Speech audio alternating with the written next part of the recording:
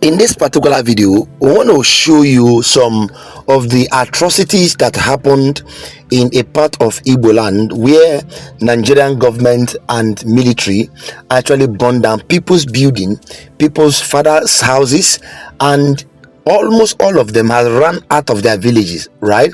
I don't actually know what resulted for them to actually burn the houses. According to this video that the guy is showing, even to his own personal father's house was burned down. Almost all the buildings in the village, according to him, they are all razed down by Nigerian military, right?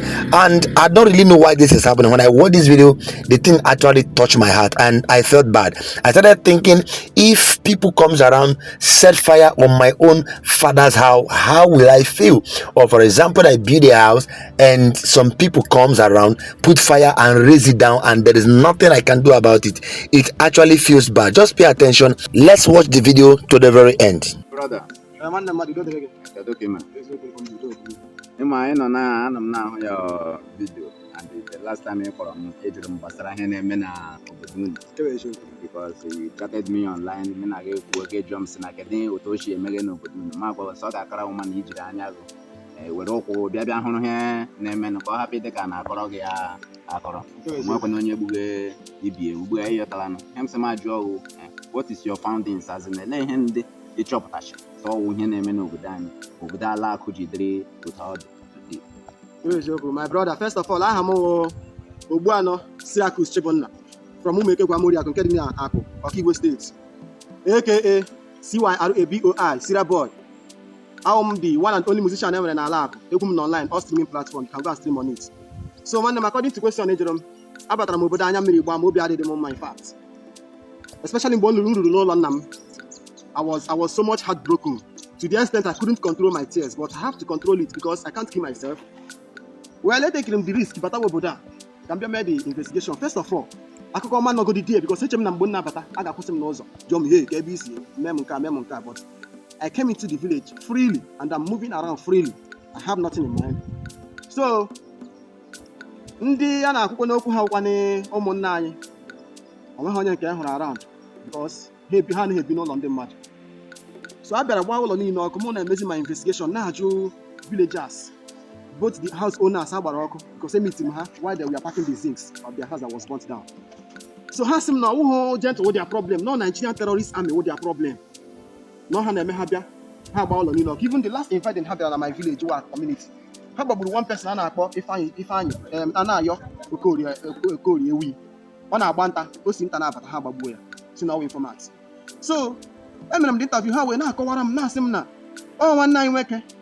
The DSS messenger hayawo onye de kachi egwu onwu no yawo on messenger DSS Nigeria terrorists na use ya akporo Nigerian Army terrorists Fulani Janjaweed dey nyere kaki ha na dey agba online na they have set everywhere and blazed mere ohia jito na ala obodo anyị today ndị nne na nna anyị agbafe isi go njiwa ha ka ha mekwa ndị nne na nna anyị ji agbafe isi ọ maka jeto mere ha ji agba ọsọ ha si jeto ha na ahụkwana ha anya na hụ bi n'ime ọhịa na ọnwụ ndị amị bịa na ha agbalaga maka ndụ ha ndị amị bido gbawa ụlọ ha. So when the more the experience in what concerning him, there was our commander Mazigen. And what Benoni Mazigen told Guru and Obadunu before. Can we shoot at Yana Mazigen na Alap? One the monkey is Okoji Mukaya for her. I didn't do Obaduna Banjo. Simona Mazigen to Anna Hibuana daughter. Now Okahaman village, now Mugo. So my brother, Ndiako, Yanachi will okay, Bunuga, Epili, Banu Nature, Gamara Bemis Bano Cuba. Maranya will a problem, a gentle our problem. Kai chuo here na achọ ebe anyị kwesịrị ịchụ ya. O nwekwana ihe jigidi eme. So n'ụbọchị nke taa masị ka ndị akụ mara na politics agaghị help anyị. Ndị akụ ka ekunu si bazie n'ime politics otu a ka nchi unu. Before give me politics on the Fulani Janjaweed in charge of the whole Nigeria. Before give me politics, they will pay you, give you some huge amount of money for you to sabotage your brother, for you to kill your brother. Before how important name ha na arụ. Ka use only our sense ka hapụ iji anya eme politics n'obodo a. Ndị politics onwe ha ga-ewetara anyị ka ezigbo ụlọkwu n'obodo anyị ndị kekwa akwụ ndị terrorist army agbago ya ọkụ ọ na-agba m anya mmiri. Onye na-asị ndị Igbo niile biko I'm calling on your attention of Igbo niile to come and look into this matter to know that the problem of our people is army terrorists, which was brought by our brother Onyedekachi Egwuonwu, a Fulani messenger, ordinary messenger. He has no rank. So ọya na-eterorize ala Ọkigwe ala Imo steeti. Hope akwụgo ha ụgwọ ka ha were na-arụ ọrụ ọjọọ ebe ụmụnne ha nọ. Ebe ka Odike akwụgo ha ụgwọ ọ ndị ha na ya na-arụkọcha ọrụ. Amam, some of you are still listening to Ebe Kodike and the lies he has been spreading online. But this time, you people need to listen and know the truth. Ka ndụ were dịrị onye ọbụla ka udo dị. N'eziokwu na-eweta ọganihu n'obodo gidigidi gboo na-eweta ọgbaghara n'obodo. Ndị Igbo ekene dịkwara unu, udo dịrị unu. Ya gaziere nwanne m Syria boy. Ọ ka unu were na-ahụ ịghọta. Biafran Liberation Army adịghị against anybody, adịghị against any community. As long as you are a real citizen of Biafra land, we are not against you. Even if you are a foreigner, it's not a tribal war or a village fight. Any village feel in at the Biafran war, no can Jonishi, the Obodo Hagabacha war also. Ndakunine na threaten our commander Mazigento, and the Hemege our commander na Imahebu Shapataga. Imahebe Hemege our commander na Shemegani. Let them take caution because when Hoblamene our commander, we are going to hold every Aku citizen responsible. Biafran Liberation Army, we are not joking. We are not joking. We are only here to fight for the freedom of Biafra or the Igbo race. If you like, understand it. If you like, don't understand it. Thank you very much. Thank you, ndị a ka ekele m unu. Ụwa niile na-awọchị m ekele m unu. Ọ bụ ezigbo nwa afọ ala akụ na-ekwu. Ogbuanọ Chibunna Syracuse aka Syria boy, the one and the only musician ever na akụ. Egwu m dị online titled Freedom. So according to last video m mere, esikwa na nga ewetakwuru unu new update about everything na-eme n'ime akụ. Mkpamkpa edi ahụ ọnụ onye dịkachi egwu ọnwụ na-akpa with terrorists ndị enyere kaki flag Fulani enyere kaki flag. Nya one of the ụlọ ha gbara ọkụ. Recently ha bịara war. Edi ahụ ọnụ onye obodo anyị obuga anyị gbakpago a lot of mkpamkpa nke na-agba ya anya mmiri. Lekwa ya ele anya ga-ahụ na ụlọ niile n'ebe a gwụrụ agwụ. It is finished. He burnt down everywhere. This is his community. Akụkọ community edi ahụ ọnụ. Mana ọ bịaziri return is against his own community just because ego hope binyere ya ka ọ were rụọ ndị nke ya sabo. O were ya kpọrọ Fulani terrorists enyere kaki were na-abịa emebi isi everywhere. Ile anya ya one of ofu onye agbara ụlọ ya ọkụ. Nna eme video ugbu a na meet ya sị thank God na m bịakwara hụ ya ugbu a na. So nna m abatara village sị ka m bịa m investigate everything na-eme. So were sị ka m bịa megodi video a were kọwakwara mba ụwa na ndị akụ niile ihe na-eme n'obodo anyị. Were gwakwa ha na mkpamkpa niile na arụ niile a na-akpa n'obodo a wu edi ahụ ọnụ onye dịkacha egwu ọnwụ na ọwụ nkwa Commander Gentle na-akpa arụ niile a. So anyị sị ka nchụtagodi gị obere ajụjụ ka i were kọwara ndị obodo mụ na gị ka o si adị ka anyị marakwa na onye na-akpa arụ niile a since ihe a na-eme. So ị ga-aga m ala ka ị kọwara m onwe gị. Ụmụnne unu amụla ahapa m ka esi kewe eziokwu nwa okere ekwezuo abata anọ m ụlọ after mmecha bury my mom mere obere travel ka m shift oga zuo ike ebe a nka m na-akpọ m la phone na ụlọ anyị agbago ya ọkụ ma agbatute we awụzie that na edi ahụ ọnụ la ndị otu ya gbara ụlọ nna m ọkụ gbaa ma kitchen nne m gbaa ụlọ almost 3 building nọ la be ihu nna echi nna m ha gbakọrọ ya ọkụ onwe mpi nke pụtara la ụlọ a onwekwena ihe amam ihe the young man ga-asị na ọ bụ ihe anyị mere ya ọmanị m ihe m mere ya ọ riri m agbago mbe ya ọkụ ka agbara mbe nna ya achụga nkwanị m ya ọ dịkwana onye be anyị na-achụ ya bet ọ bịazie were ndị Awụsa la ndị otu ibe ya were bịa tụtụrụ ụlọ nna m ụlọ m amaghị mgbe anụrụ alụbụ nne m edi ahụ ọnụ bịa gbaa ya ọkụ la ndị otu ya. Ngwa nwanne m ya dịrị gị na ma ọ nwere ajụjụ ọzọ m chọrọ ịjụ gị. Lekwe ụlọ nke ọzọ nke a bụ dị ụlọ ukwu nna m. Lekwe another one nke agbakwara ọzọ nke nọ n'azụ ya ọ bụghị n'isi ngụ ha azọ ha fụrụ anyị. Lego ụlọ my uncle my senior brother nke anọ n'ụlọ for long. Lee ya eji ahụ ọnụ mere anyị ka anyị nwa wee bụrụ ndị enweghị ụlọ were bụrụ atụrụ enweghị onye nche. Ama m ihe eji ahụ ọnụ si ya mere anyị nwa mere ya. Lekwe ma jen nwanne m nweta ma baro ma friji ihe ndị a niile aga m ekwu ezi ma ocho ma ụmụ ihe ndị motocycle m my senior brother ihe niile agbakọrọ ya ọkụ. Even o nwere ihe dị important my brother ha dochara ma rọba. So nwanne m mụ na gị onye akụ. So mụ achọkwa na eji gị ajụjụ ọzọ ilela anyị ịnọgo hụ activities eji ahụ ọrụ n'obodo anyị. So hụkwana nke Gentle, ihe na-achọ ịjụ gị na-awụ since Gentle batara obodo ala akụ ka isi hụta activities Gentle. My brother, ikwu nke wee eziokwu. Gentle alịghị achụ onye alịghị achụ ya. Gentle awụghị onye ọjọọ to my side. Kamgbe mma onye Gentle ụwụ o mebokwana m ihe ọjọọ. Agụbokwana m mbata akụ. Gentle asend ya ụmụaka ya si ịchụghachi m azụ. Even mbata akụ alị m efi arahụ ụlọ ọfụma. But mgbe ọbụla m chetara edi ahụ ọnụ ụjọ abịa m agbafuo m n'obodo gbapụga. Nke eziokwu. Nwanne m abatara m obodo anyị a hụ ka ọhịa si tochiche ebe niile. Even n'ụlọ nna m agbara ya ọkụ, obi adị m mma. So mụ garịwa si ka m mee investigation dịka m promisiri unu si m ga-continue with fresh updates about what is going on in my community. So ya ka na-ewetara unu today wụ 25th August Monday. So nwanne m ka m jụọ gị ọzọ because ahụrụ m na otu obodo anyị dị na ọhịa awụ nke ọ dị before.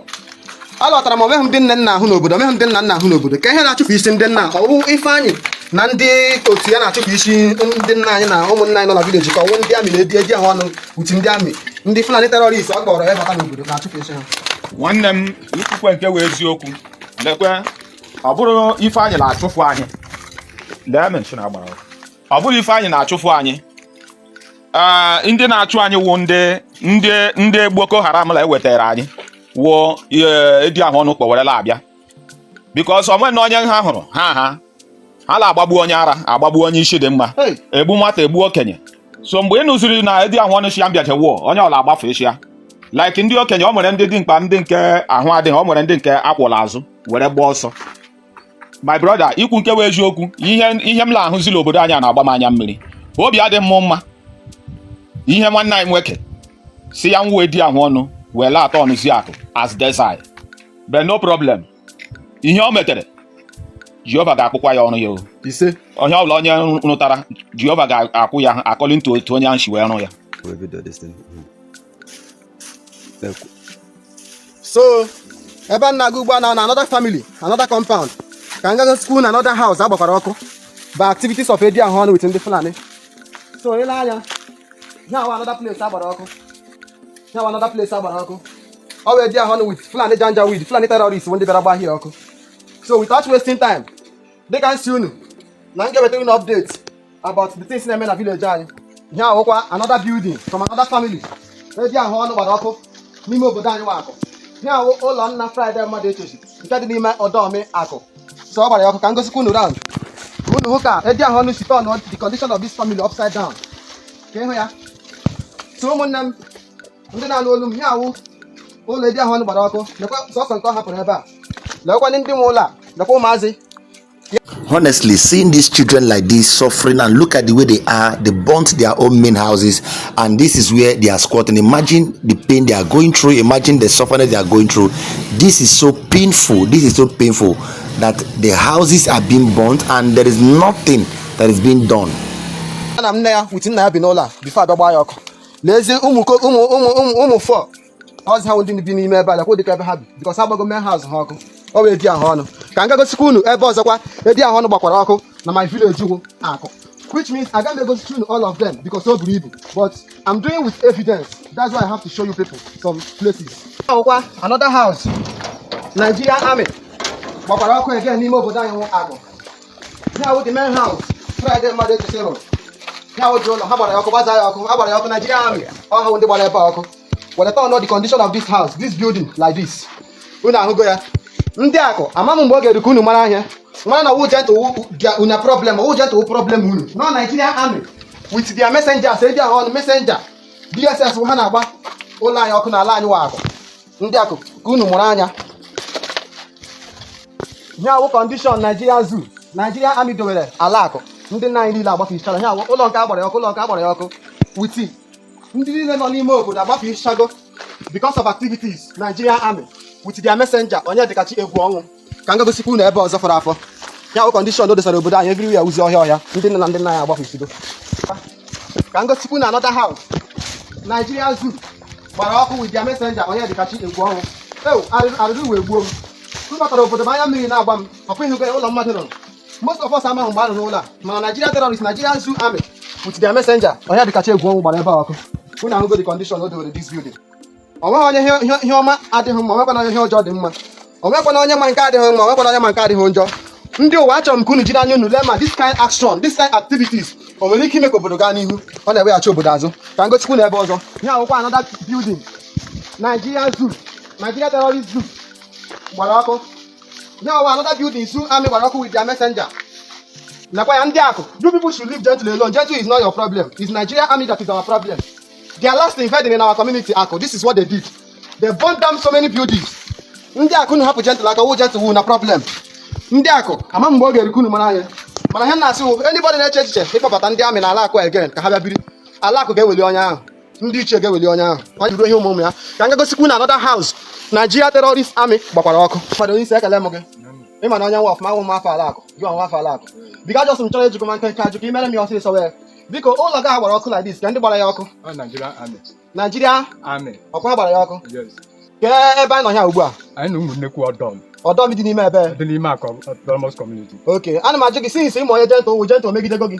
Megidebe m ase kasi. Ọ Gentle na-agba ụlọ niile nọ n'ime akụ ọkụ. Nke na Nigerian Army gbara ya ọkụ. Nke bụ eziokwu. Thank you, ya gbaziere gị.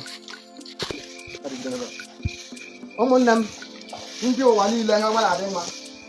Anyị abịaghịkwa na another building. Nigeria Zoo Army gbara ọkụ. Now another building. You can see how big this house is. This is an old building from olden fashion those days. But this house has been burnt down by Nigerian Terrorist Army. Zoo country by with their messenger. Onye dịkachi ekwu ọmụ eji ahụ ọnụ. Ọmụ ọwụsire boy, onye eziokwu, ana m atọ ụjọ, ana m esheke atọ. Mana ndị akọ mere chọrọ igwu unu, ọgụ Biafra, ọgụ freedom anwụkwa na ọgụ community. Ihe agbaga anwụ ọgụ community all the whole ala Igbo mana. You people take ego personal because unu can be confused. Unu ka dị confused. Eji ahụ ọnụ onye dịkachi egwu ọnwụ na confuse unu.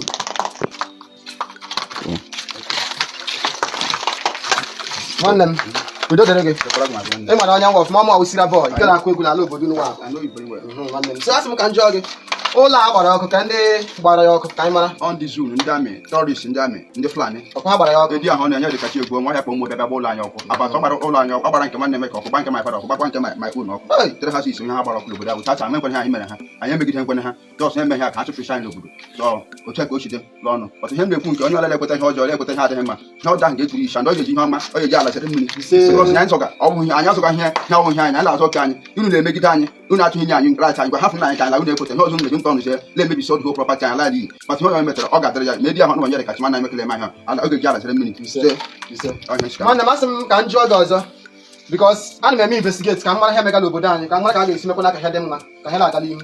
Hụ na ọkụ ọhịa dị n'obodo anyị abịala asị na ndị obodo anyị, ndị nne anyị na nna anyị gbafichiri agbafichi ka onye chụfụrụ ha n'obodo, ọ Gentle chụfụrụ ha n'obodo ka ọ amị terrorist ya na-abịa nke awụ messenger DSS onye ochi ha.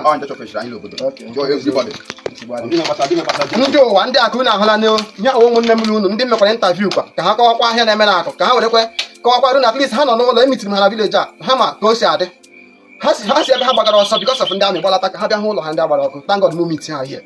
So ka unu mara na onye ahụ gbukwere ka agbara, onye ahụ gburu ka agbara ka a na-aga. Ndị akụ mụrụ ndị Igbo niile ụwa niile, ya wa another building ha gbara ọkụ. Ya wa ụlọ nwanne nwoke Sammy Love, nwa onye ama Sammy Love na-akụ a. Ya wa ụlọ nwanne Tuma, ya wa ụlọ ya gbakwara ya ọkụ. O nwere ihe ụlọ a mere ọkụ unu jiri anya unu hụkwa. Nke a na ka mkpụrụ unu gaa na be nna m ka unu hụ ka a si gbazaa be nna m ọkụ ka a gawa.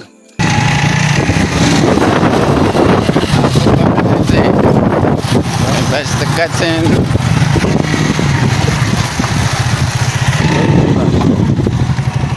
Ndị akụ mụrụ m Igbo niile, ihe awụ ụlọ nna m, ihe awụ chachi gbazaa ya ọkụ.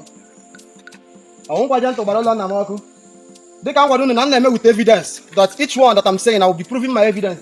Here are my evidence. Ihe awụ ụlọ nna m agbara ya ọkụ, nothing was brought out, none of our property was brought out. Ugbu a otogo ọhịa. Ọ ka ndị akụ were mara na ọnwụ Gentle wụ their problem. All Nigerian Terrorist Army one day with their problem. Amam ihe ọzọ na think, amam ihe ọzọ unu chọrọ iche.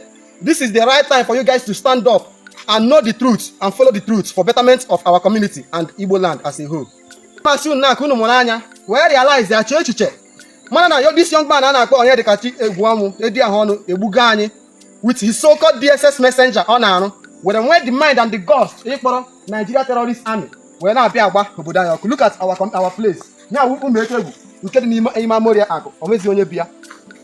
anyị ọ ga-eji n'aka anyị rụọ ụlọ anyị a na-achụpụkwa onwe anyị n'ụlọ since onye a akpọrọ bụ terrorist army bịa n'obodo anyị dị mma amaghịzi m ka o jirizi ugbu a ma ndị nna anyị onye ọla gbafichiziere edi ahụ ọnụ witiri his terrorist army ihe a ụlọ nna m dat n'ụlọ nna m agbago ọkụ bido na-adazi ada ahịhịa na-eruzi n'ụlọ nna m ụlọ a mama mgbe a nụrụ ya ọwa aja ọcha you people will know that this nowadays anaghị eji mud block arụ ụlọ ozi foreign things but mgbe a nụ n'ụlọ a amụbeghị m that time mana agbara ya ọkụ which means agaghị m ahụ ihe ọma ma akpa ihe ọjọọ onwe ka m ga-esi hụ onye na-emebi obodo masị na gentle na-emebi obodo ndị akụ na Igbo niile gentle is a good man ọnwụkwa gentle na-emebi obodo anyị ya dịrị unu na mma.